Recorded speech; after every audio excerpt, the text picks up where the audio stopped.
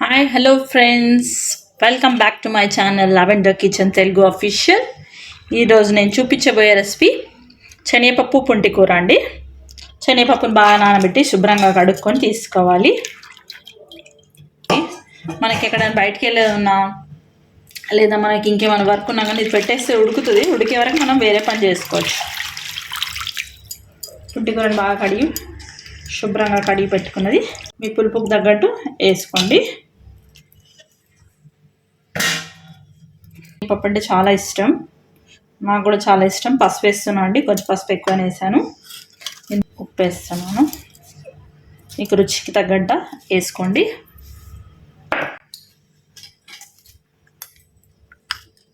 పచ్చిమిరపకాయలు వేస్తాను, కానీ కొద్దిగా కారం పొడి కూడా వేస్తున్నాను. నేను ఒక 2 స్పూన్స్, చిన్న 2 స్పూన్స్ వేసాను. ఒక 7-8 పచ్చిమిరపకాయలు వేయాలండి.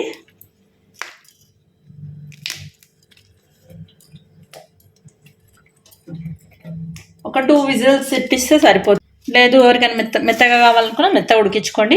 కొంచెం పలుకు ఉండాలనుకున్న వాళ్ళు తొందరగా ఆఫ్ చేసుకుంటే సరిపోతుంది. వాటర్ వేయాలండి. 2 గ్లాసెస్ ఆఫ్ వాటర్ వేసుకోండి.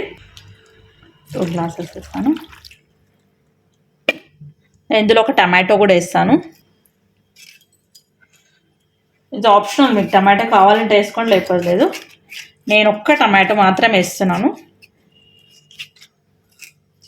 మనము ఉడికించుకోవడం, మూత పెట్టి ఉడికించుకోవడమే.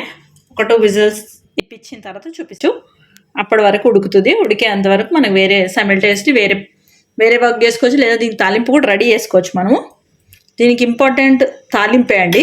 తాలింపు ఎంత మంచిగా వేసుకుంటే అంత టేస్ట్ వస్తుంది మీకు. వేడి అన్నంలో పప్పు వేసుకొని తింటే సూపర్గా ఉంటుంది. కొంచెము పప్పు మనకు మెత్తగా ఉండేటట్టు చూసుకోండి. మరీ పలుకు ఉందనుకోండి అంతగా బాగుండదు. కావాలంటే మీరు ఒక పని చేయొచ్చు, 2 విజిల్స్, ఒక విజిల్ అట్లా 2 విజిల్స్ వచ్చాక కొంచెం పప్పు ఎత్తి పెట్టుకోండి. నేను అలాగే చేశాను. నేను ఒక 2 విజిల్స్ రాగానే పప్పు తీసి పెట్టుకున్నాను. మళ్ళీ ఇంకో విజిల్ ఇప్పించాను, 3 విజిల్స్ ఇప్పించాను. ఇది మెత్తగా చేసుకున్నాను, ఎందుకంటే ఇది కొంచెం మెత్తగా ఉంటేనే బాగుంటుంది టేస్ట్. అందులో మనం కొద్దిగా ఎత్తి పెట్టుకున్నాం కదా, అది వేద్దాము. ఇప్పుడు ఇలా కాదు, పప్పు గుత్తితో మెత్తగా చేసుకోండి.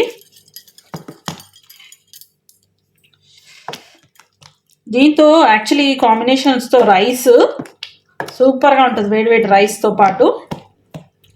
ఇందులో బాగా లాట్స్ ఆఫ్ వెల్లిపాయలు వేసుకొని పోపేసుకోవాలి, చాలా బాగుంటుంది ఇంగు అండ్ వెల్లిపాయలు వేస్తే. ఇంకోటి ఏంటంటే, మీరు జొన్న రొట్టె కనుక దీంతో తింటే, జొన్న రొట్టె కూడా కాంబినేషన్ బాగుంటుంది. పుంటికూర పప్పు జొన్న రొట్టె చాలా బాగుంటుంది అండి, ఒకసారి ట్రై చేయండి.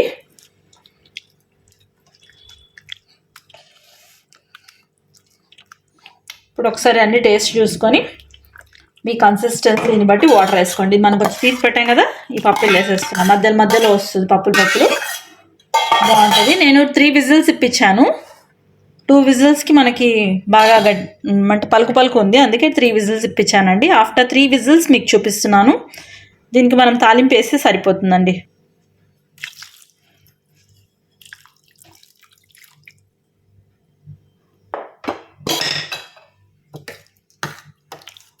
ఒక ఫ్యూ మినిట్స్ పొయ్యి మీద పెడతానండి, అందుకే కొంచెం వాటర్ యాడ్ చేస్తున్నాను నేను. ఈ కన్సిస్టెన్సీ ఓకే నాకు. ఇదండి రైస్లో కదా, నాకు ఈ కన్సిస్టెన్సీ ఓకే. ఒక 5 మినిట్స్ పొయ్యి మీద పెడతాను.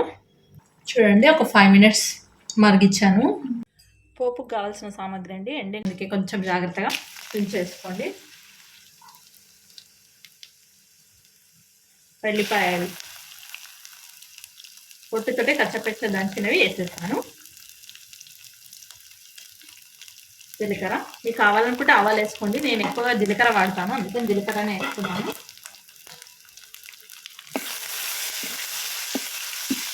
కొంచెం వెల్లిపాయ కొంచెం కలర్ రావాలి, 2 మిరపకాయలు అయితే కలర్లో వచ్చేసాయి. కరివేపాకు, ఇంగో ఫ్లేవర్ బాగుంటుందండి ఇందులో, అందుకనే ఇంగో వేస్తున్నాను. కొద్దిగా కలర్ కోసం కొద్దిగా పసుపు వేస్తున్నాను నేను. స్విచ్ ఆఫ్ చేసుకోవాలి. గ్యాస్ స్విచ్ ఆఫ్ చేసుకోండి. ఇది రెడీగా ఉంది కదా, అందులో వేయడమే మనం.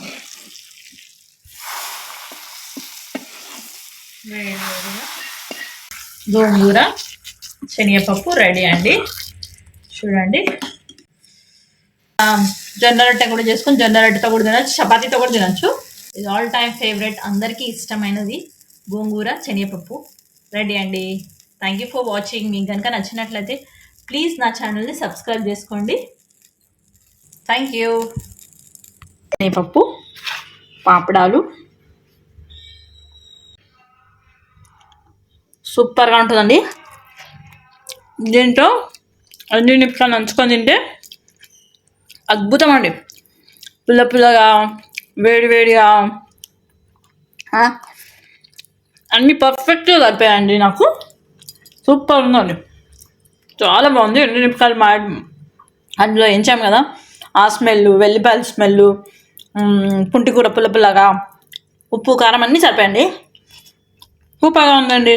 ట్రై చేయండి మీరు కూడా. Thank you.